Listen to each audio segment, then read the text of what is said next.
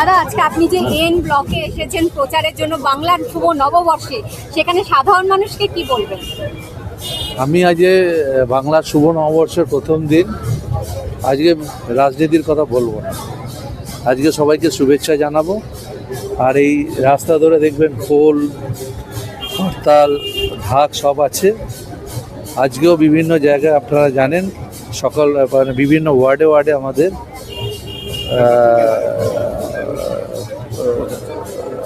পদযাত্রা হচ্ছে নববর্ষকে শুভেচ্ছা জানিয়ে। তো আপনি আজকে কিভাবে শুভ নববর্ষকে আগমন এই তো জানালেন? শুভ নববর্ষর এই যে যাচ্ছি, প্রত্যেকটা মানুষকে শুভ নববর্ষ জানাবো।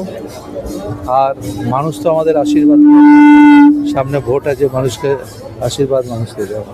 তো আজকে সকাল থেকে মানুষের কাছ থেকে কিরকম সাড়া পেলেন আপনি? খুবই ভালো, আমি রোজই ভালো স্যার, যেদিনই বেরোই সেদিনই হাজার হাজার লোক যায়।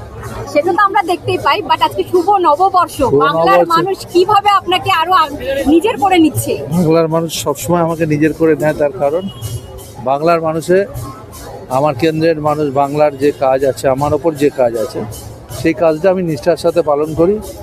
আজকেও সকালে আমাদের বাড়িতে মন্দির আছে, সেখানেও প্রার্থনা করেছি যাতে মানুষের জন্য আরও বেশি ভালো কাজ করতে পারি। ধন্যবাদ।